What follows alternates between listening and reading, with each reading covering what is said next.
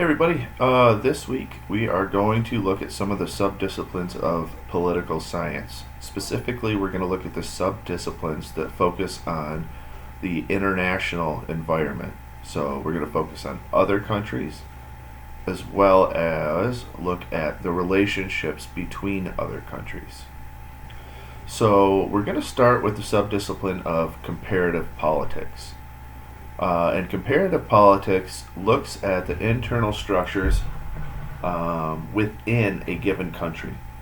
So we would study, for example, the current Syrian civil war. We'd look inside that country and we would look at its institutions.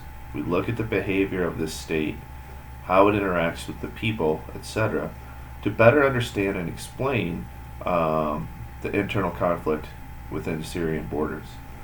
Another example might be to better understand healthcare policy. Right now in the United States, we have a great deal of discussion on how are we going to reform our healthcare system. Well, a comparativist might look at the healthcare systems inside other countries.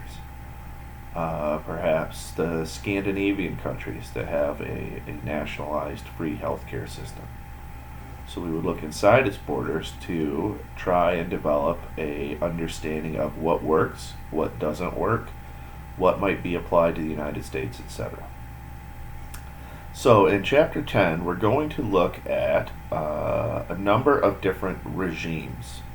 So the regime is the rules governing how a country operates within its borders. It kind of structures what people can and cannot do within a given country regarding political behavior. The regimes that we're going to focus on are authoritarian regimes, parliamentary regimes, mixed regimes, which include aspects of authoritarianism and democracy. And lastly, we're going to look at what we call failed states or fragile states, those countries that are on the verge of collapse. So we're going to begin our brief discussion on authoritarian regimes. So it's often easier to define authoritarian or non-democratic regimes by what they're not. Okay, so democracies tend to promote participation, competition, electoral competition, and individual freedom or liberty. So non-democratic regimes put serious limits on the people's ability to participate in the political process, to compete with other citizens for political power through elections, and they often curtail individual liberties or freedoms, right? So the authoritarian regime essentially denies participation, competition, and liberty to its citizens. So within this non-democratic regime system, we usually have two subtypes. We have authoritarianism and we have totalitarianism, and I'm going to just touch briefly on what each of these is. So under an authoritarian system, the political regime, the rules of the game, are controlled by a small group of individuals who exercise power over the state. So they control the state, and they are not elected by the people. So we could say that this small group of people has authority, authoritarian, over the people. That is, the small group of people dictates to the populace, hence the term dictator. So, of course, not all democratic regimes limit the ability of the people to participate at the same level. Damn it. So, authoritarian regimes may have some aspects of individual freedoms. They're very controlled and they're very closely monitored by the authoritarian regime, but people might be able to interact with their fellow citizens in some regards. That's not the same for a totalitarian system.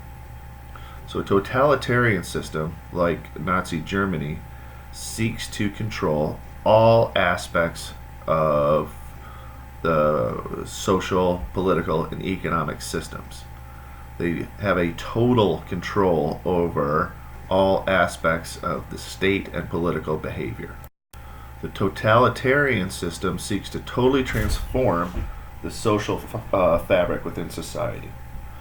So it will likely try to break down any traditional institutions, including institutions like family, religion, any civil society interactions between groups of people.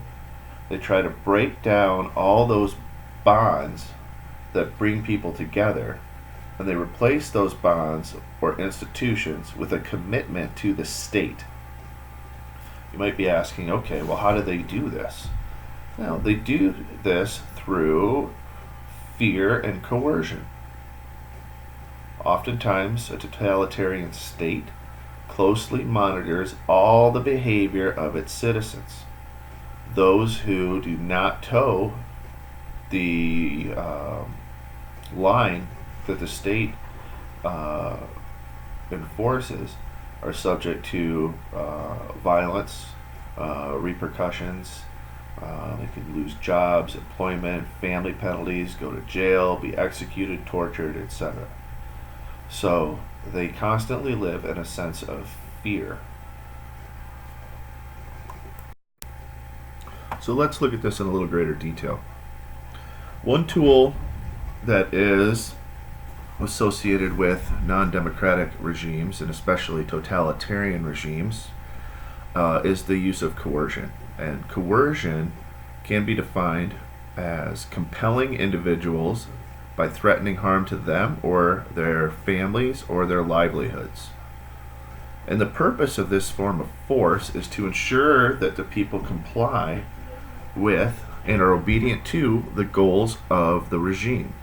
So remember, totalitarian states control all aspects of society, including, to a greater or lesser extent, individual attitudes.